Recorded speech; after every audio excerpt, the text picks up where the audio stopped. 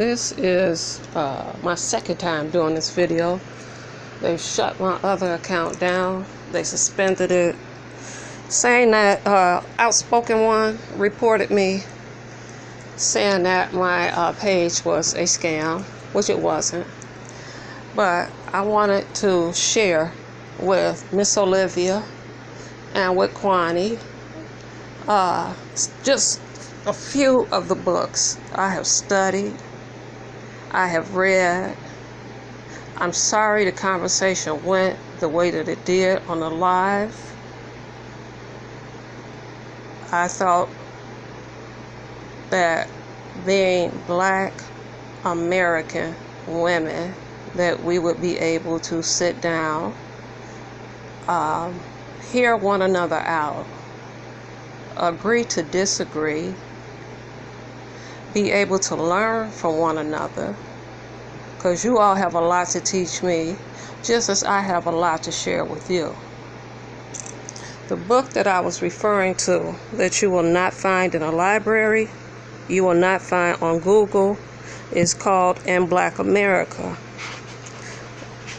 It shows you that the first woman to run for president, and almost made it,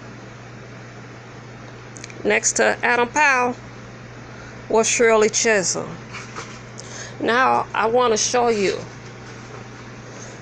like I told you, you will not find this book. It is in the Library of Congress. Now we're going to look at who wrote the book. Let's see one name on here, Zay Rothschild. Who runs America? The Rothschilds and the Rockefeller family. The person that my generation and the generation after me failed was this woman right here. Right here. Who's still in exile in Cuba on America's Most Wanted list. That Obama could have pardoned her before he left office, but didn't. There's over $1 million bond on her head to be returned back to the United States for charges when she was with the Black Panthers. A lot of people don't know. I studied Dr. King. Where do we go from here? Chaos or community? My opinion, we're still in chaos. We haven't learned yet how to be a community. I studied Dr. Martin Luther King. First of all, his name was not Martin. His father's name was not Martin. They had their name changed.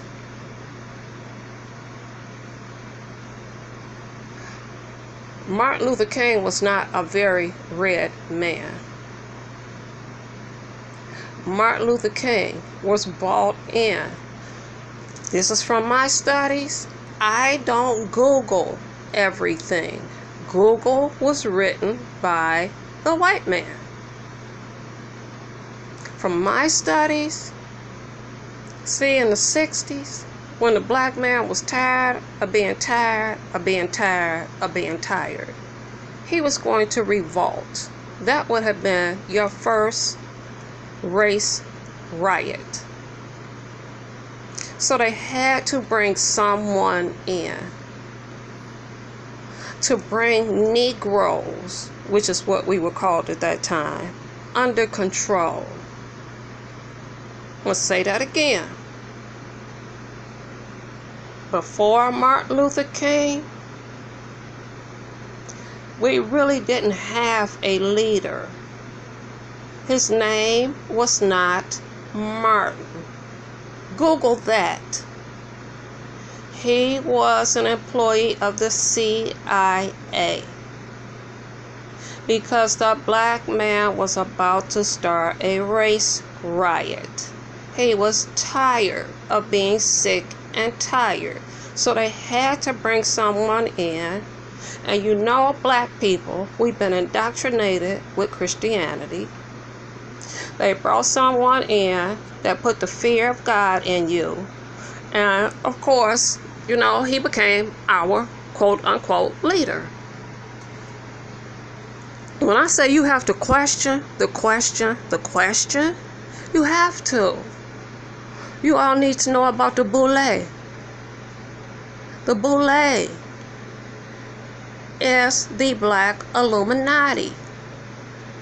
They run the black industry, from music to books, anything. They are very prominent, rich black people that have been in existence since the early 1800s. Please, YouTube the boule, which is where all of your college fraternities come from. When I said we were here by default, this is the book right here. I knew about Amistad. When we were set free. You see, the odyssey of slavery and freedom. When those that were born in the United States, once emancipation took place, they were offered a boat ride to return back to Africa, their home, even though their language, their diet, their rituals were taken from them. More than you know, got on those boats and returned back to Africa. The ones who did not return remained here in America. The boats docked at Sierra Leone, which is Freedom Land. So to say that you have no ancestors in Africa is wrong. Why do you think when we try to find who we are, we have to pay? We have to go through DNA, everything to find out who we are, what tribe we came from, where did we originate from? Again, the question that is going to be on the 2020 census. Where did your ancestors originate from? If you're calling yourself an African American or a black, when you answer that question, you're going to have to put down Africa. And Donald Trump is not just sending out the paperwork, he's having people come to your home to make sure that you put down the right thing. See, I didn't call there to argue. I called there to share. See, we had 9 presidents. This was the first constitution written after Reconstruction. We had 9 presidents. Here is the indentured slave document that was signed in 1619. Blacks were first brought to English colony where they were placed in indentured servitude for a period of years and were later released as free people. As free people, we started off as indentured servants. When I said we should be on the forefront, fighting with the Mexican brother, here is Henrique Diaz, a great revolutionary for black people. Here's Gustavo Vazas. Here you have Francis Domingue Toussaint Louverture, If it wasn't for him, the United States would not own from Louisiana all the way to Texas. This was the only place that they could not conquer because the Geechees from Africa refused to give up. And they kicked the French's ass until they gave up, and the United States paid. They tell you the Louisiana Purchase, but the amount of area included from not only Louisiana but to Texas. These are things they don't teach you.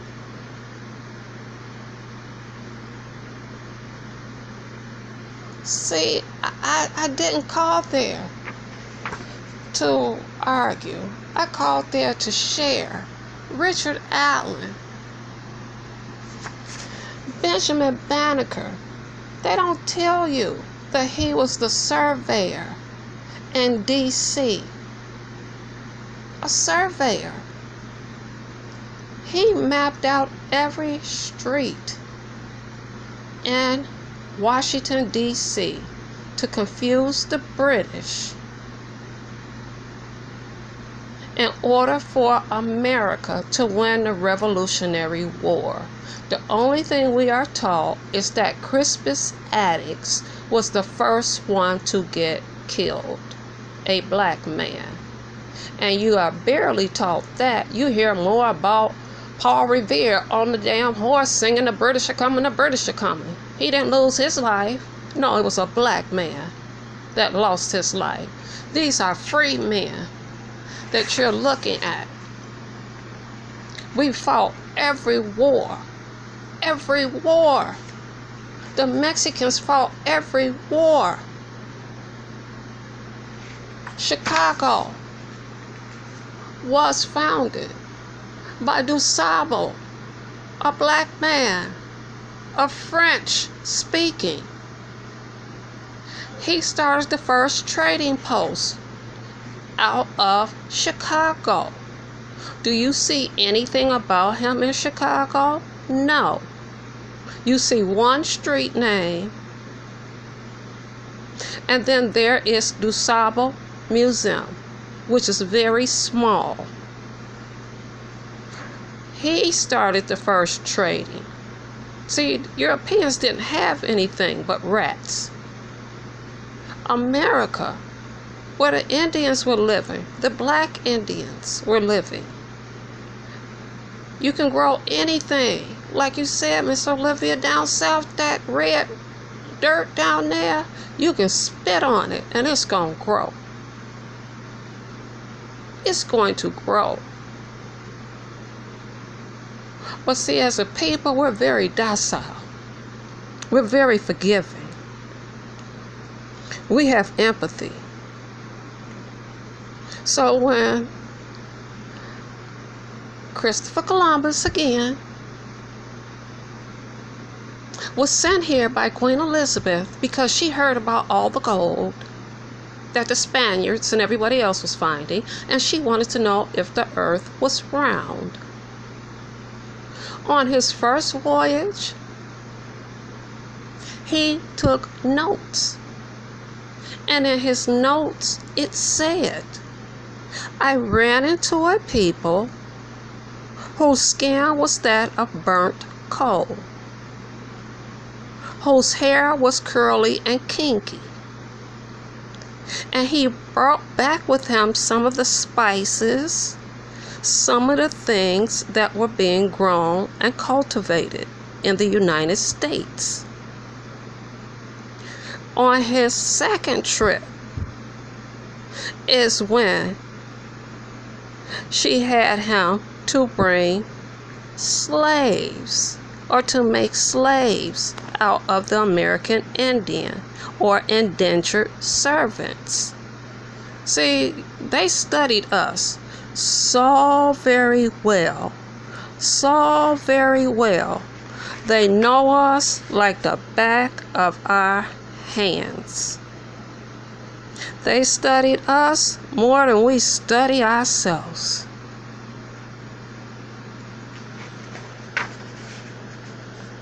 Much more than we studied ourselves. So, it is ridiculous when you hear people say people from South America are not black. They had to have somebody to pick the sugar. Puerto Rico is known for Bacardi, rum. They had to have somebody to pick the sugar cane there. Each island, other than Europe, could grow something. So, if you ever look at a map and look at the number of Africans that were dropped off in South American countries, then you would realize this is my sister and brother too, because they speak the language of their slave master or of their indentured servant. Does not mean that they are not of me. I've never been to Africa, but I know that Africa is the mother of civilization. I know I talk to young black boys, offer them money if they could tell me where Egypt is located. The school system is not teaching them. They had no idea Egypt was located in Africa. They had no idea that Africa was a continent. They had no idea that Africa did not have a name until the Neanderthals named her. And her first name was Mamu, or Mama. The oldest living relic that was found, who still had hair, teeth, the first woman found, was in Africa. The oldest.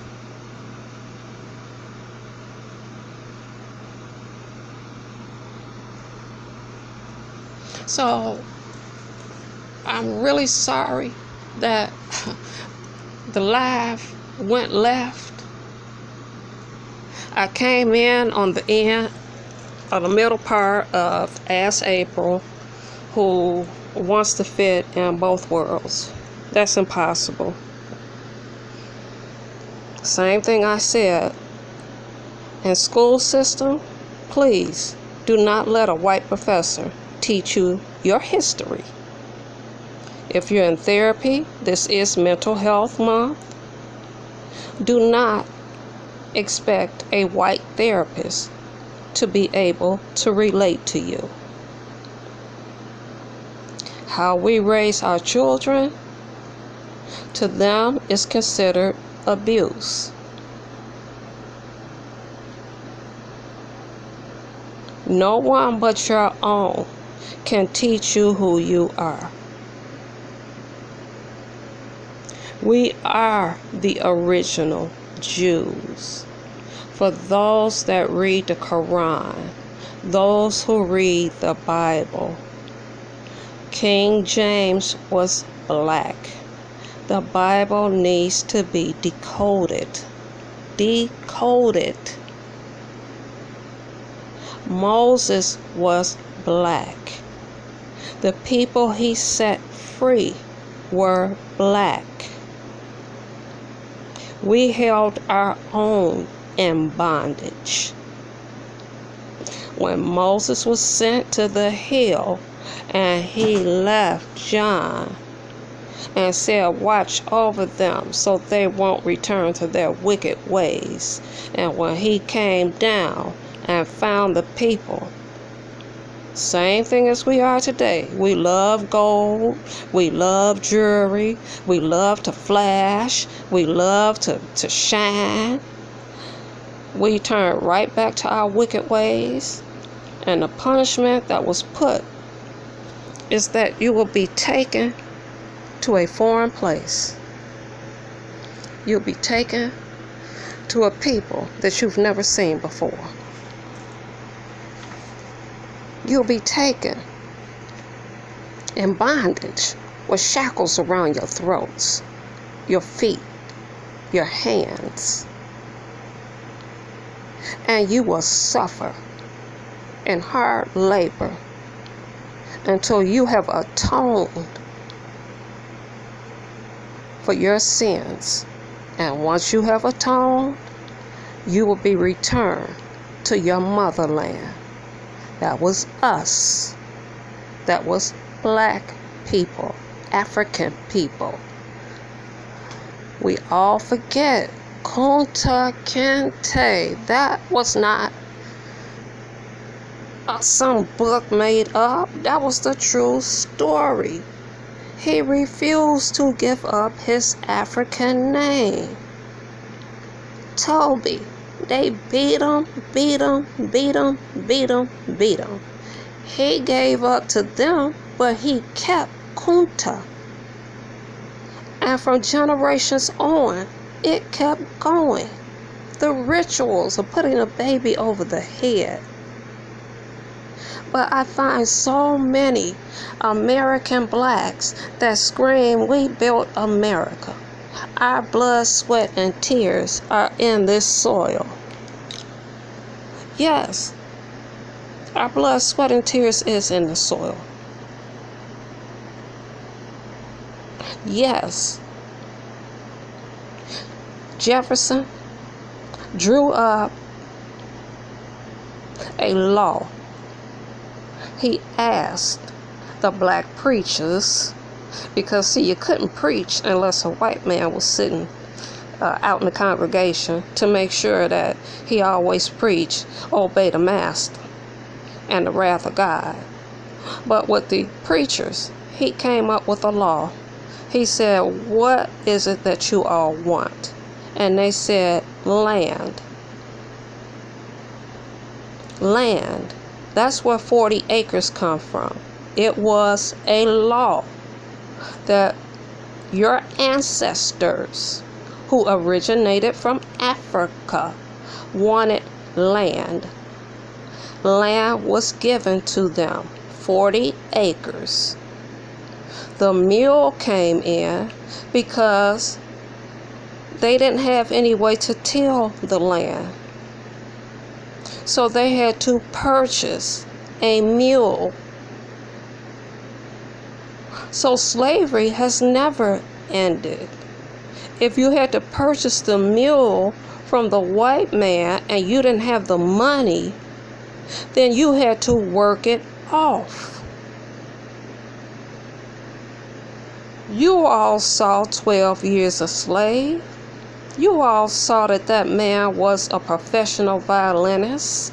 And that, again, was a true story, where they captured him. And yes, they had white people picking cotton.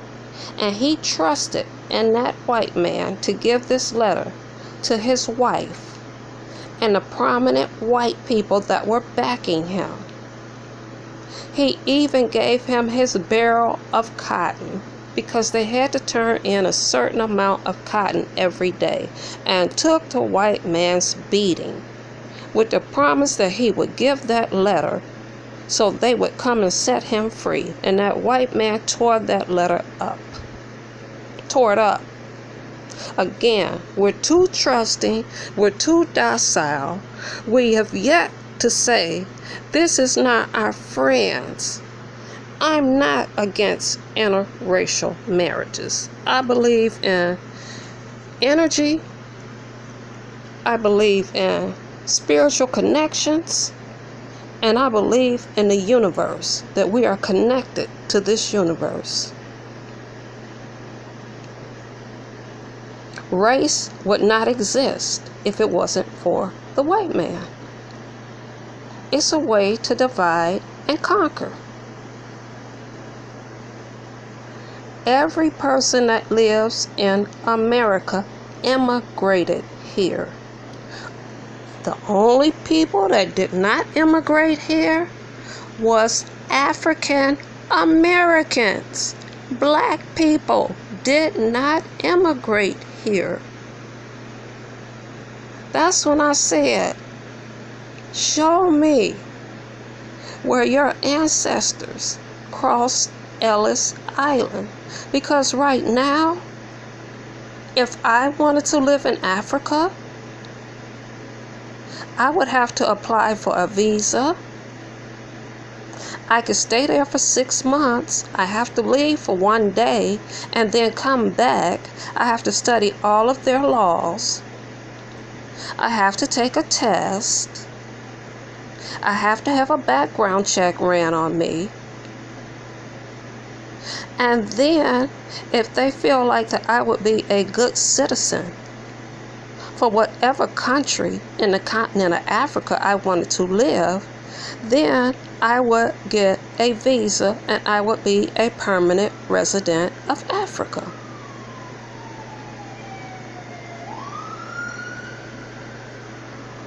So I look at emancipation as just like if they made an order today and said you no longer can harbor dogs.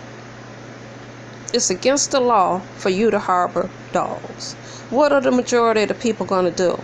Open up the door and let them out. Isn't that the same thing that happened to slavery? It was announced. Don't we celebrate Juneteenth because those people didn't know that they were free and they were still under slave conditions? So when emancipation was announced, where did the slave have to go? The family had been split up. They didn't have any roof over their heads. They were trying to find family members. A lot of them chose to remain with massa because that's all they knew was massa.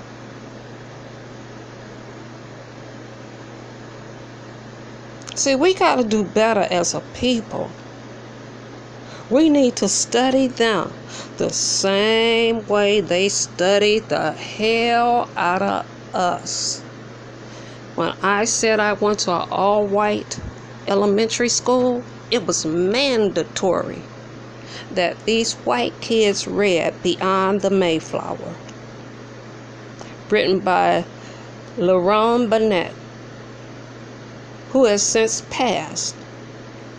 But it gave the entire story of slavery, our language, our diets. Now, you can count the black kids in the school, but this was mandatory in an elementary school to read.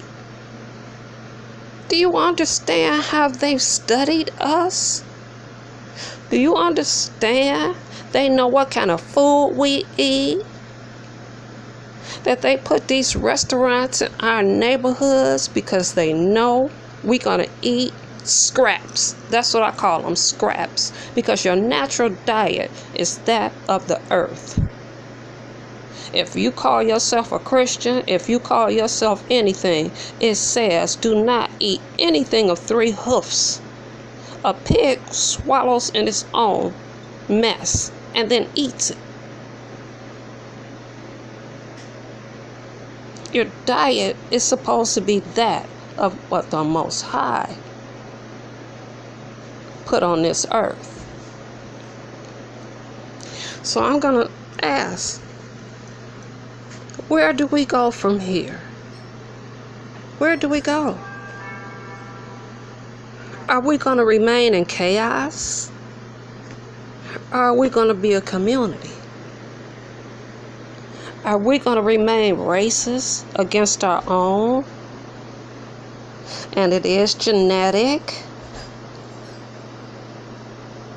It is genetic, which is why a white person can have twins and one comes out black and one comes out white. It is genetic when a dark-skinned child comes out with blue eyes.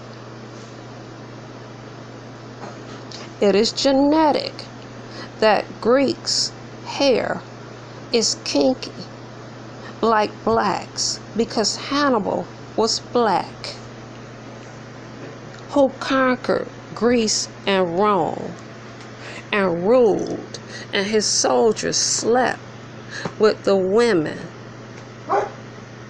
And that's why Greeks really can't stand to be called black. They have our ways. They talk like us. They so close to blacks till it's not funny. So no disrespect. Now I know the other day Shelly was on talking about Obey and how she was blessed by an Obey shaman. Obeys are shamans in Jamaica, but Obeys are considered devils, which they're not. They put in our heads that our religion was witchcraft. But when old Master's wife got sick, old Master's baby got sick, who did they come to? To the slave quarters and ask for the medicine man, quote unquote witch doctor, to come and try to save his wife, save the child. Because we knew the herbs. We knew the prayers. These books, I've shown you nigger, the word nigger, written by Dick Gregory. It's an autographed copy. I don't mind spending $50 on something that's going to educate me. Then I purchased The Adventures of an African Slave. Then I starred Connery from Chicago, who did nothing but investigate the boule. And I asked my nieces and nephews, why do you pledge to a Greek fraternity? To a Greek fraternity that is ran by the boule. And they try to pretend like they don't know who the boule is. They know who the boule is. I have someone I know, I don't call everyone friends, an associate, born in Jerusalem, speaks fluent Hebrew, that they're doing a documentary on her grandfather because he started the first settlement in Jerusalem. We are the original Jews. We deny so much of ourselves. We don't know our worth. We don't know our power. Because we have been indoctrinated. We have been beat down. We suffer from PTSD, which is hereditary. It's been scientifically proven that those that went through the Holocaust suffered PTSD, and their children, generations later, are still receiving payments. The Holocaust didn't last as long as slavery. You're talking about over 400 years of generation after generation after generation after generation that they just replicated what they saw the slave master do to women. You have to question the question. I'm not saying everything. I'm saying I'm a know-it-all and I know everything and you can't tell me nothing. No, I'm always open to learn more and more and more. I came up in a generation, each one teach one. Each one teach one. Which is why I can go to any neighborhood here in Chicago and these young gang members toting guns give me the most high respect because I tell them you're kings. You're kings. You can do anything you want to do. Your minds are what they're afraid of. We're committing genocide on one another, not only in bullets, but in words. I'm just as passionate. Do you think as a kid that I wanted to get up early in the morning and go to Operation Push on 55th and King Drive? That used to be called South Park, and sit on them hard benches and listen to Jesse Jackson. I am somebody. We had to have a person tell us we was somebody. We had to have one person to tell us we were somebody.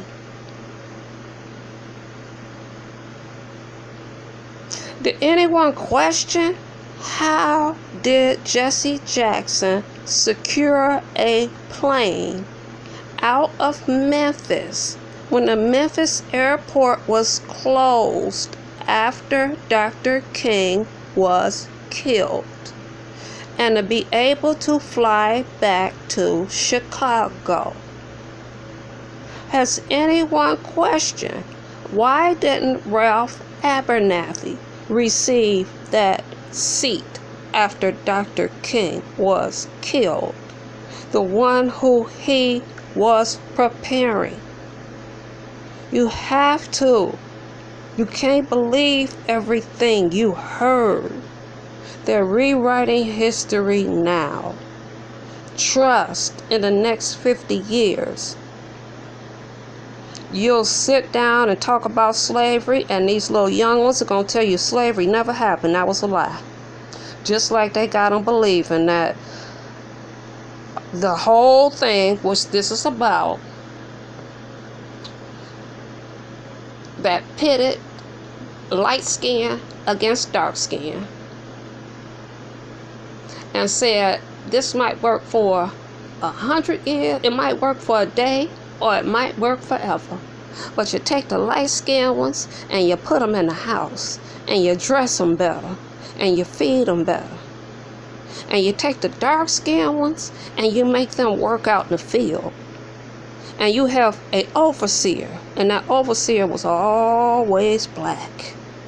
It wasn't never I, it was we. Master, we got somebody out there that ain't working. He was allowed to have a gun. He was allowed to oversee. Now, I don't know how hot it get down south, but I would be mad as hell if I'm out there picking cotton, and I understand that when you pick the cotton, it's inside of a thistle that's thorny, and it makes your fingers bleed. That I'm out here all day long picking cotton, being told when to take a break, afraid I didn't pick enough for the day, and I'm sitting up looking at light-skinned people fanning the master, serving the food, and able to eat whatever was left over because they're light-skinned. And the dark-skinned ones get an allotment of food that's supposed to last them until the next allotment came out, which was barely nothing. That's how we started eating possum, rabbit. That wasn't our diet. You'll eat anything. Anything. We didn't eat no damn possum. That's a rat. We didn't eat rabbit, brains. But if you get hungry enough, you'll eat anything. Anything. Pig.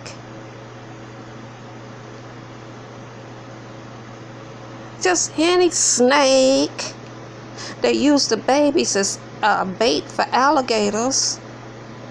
Not our people, the Neanderthals. So I want to apologize. I didn't think that that discussion would take a left to the point of the phone being hung up. Again, I would love to sit down and have a conversation. This is only a few. When I say a few of my books, I mean a few of them. I've got books on top of books, on top of books, on top of books, on top of books. Because I tell my son that when you are speaking on something and someone asked you, where did you learn that from? That you can name the book, the reference, and the page, and the author. So I'm going to say this again. Young people, this is your world. This is your world. We failed you. We fell into addiction. We fell into not keeping the family together. And once again, I'm going to tell you, Look at the blaxploitation movies from the 70s. Look at The Godfather, when they agreed to put drugs out on the street, but to put it in the black neighborhoods because we were nothing but animals anyway. Yes, we were called porch monkeys. But damn it, some of the stuff I see on YouTube, we still got that mentality. Still have that mentality.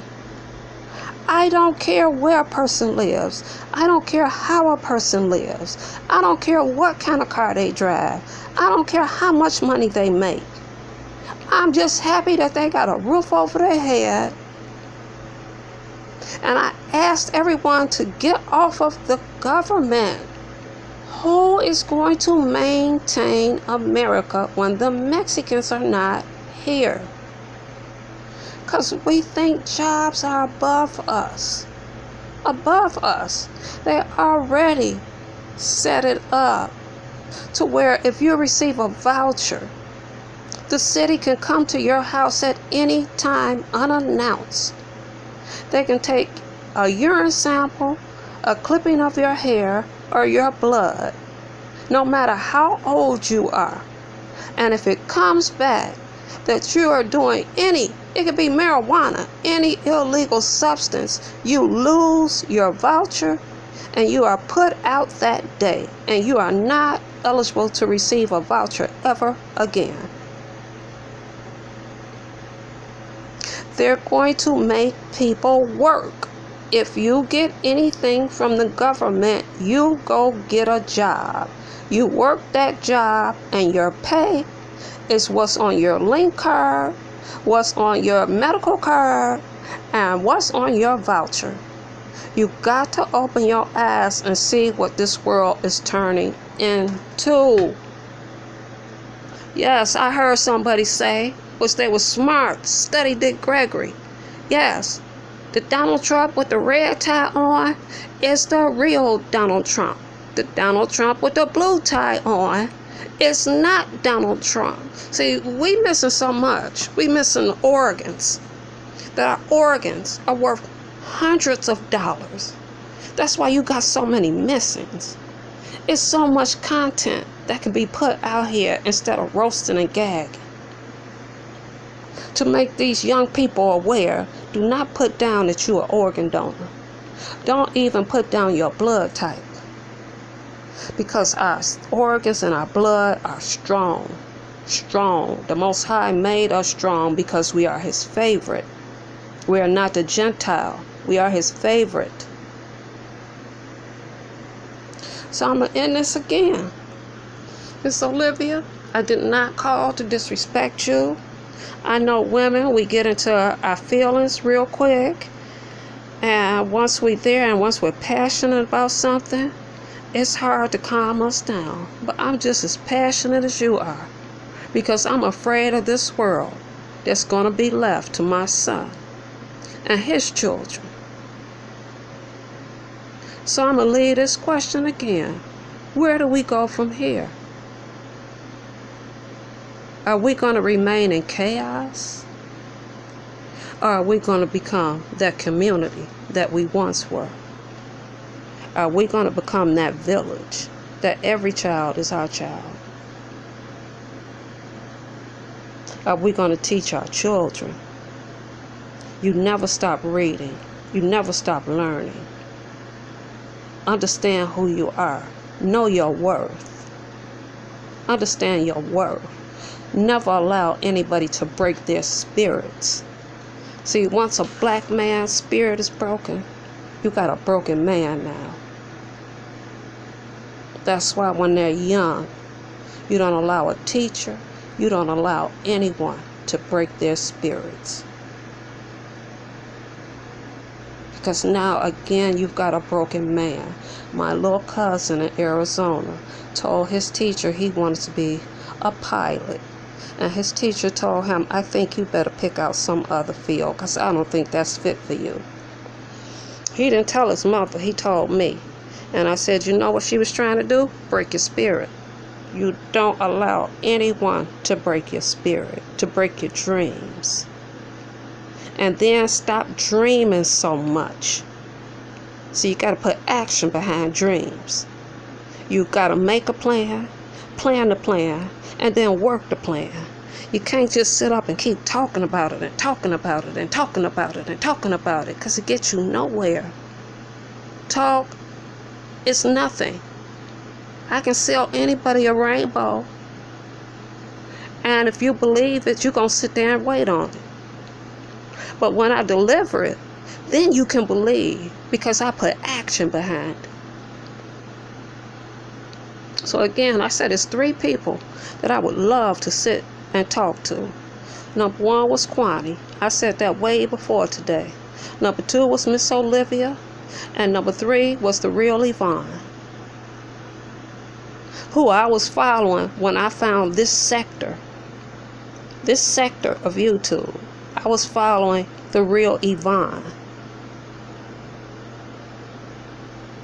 because the knowledge she's knocking to be a woman in her 30s, and it's never on roasting and gagging anything.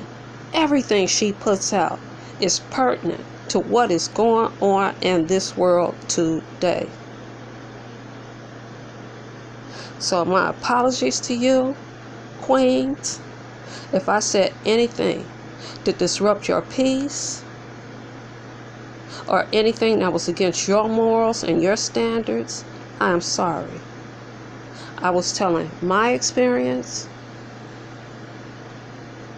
my story, and my beliefs.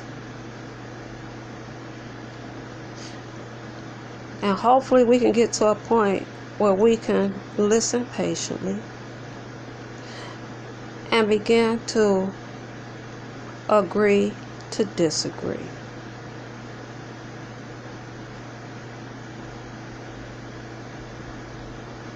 Agree to disagree. So this is to my young ones. My page was closed down. Yes, I was on Sean Bradley because of the way he was disrespecting black women and the words he was calling them. We're not bees, we're not whores, we're not that, we're queens. And reminding them that their words is their legacy. That years from now, their children will be able to go back and look at those videos. But one of his minions, because I'm not a vlogger, reported my page. I have over 200 people following me, and they're mainly young people. And I'm going to say it again, I got enough copies of this that no black young man walks out of this house without a copy. My house is decorated with nothing but African artifacts. So when white people come in this house, they got to look at the dirty deeds that they did. They got to look at men hanging from a tree. They got to look at Nat Turner. They got to look at their dirty deeds. And I purposely leave them up in the front so they can absorb it all. That I've had a couple of them say, oh, we can't do the work here, and leave. So it's all in their face, and it's all in my face, so I'll never forget. Kwani, if I had your number, I would call you. Miss Olivia, if I had your number, I would call you.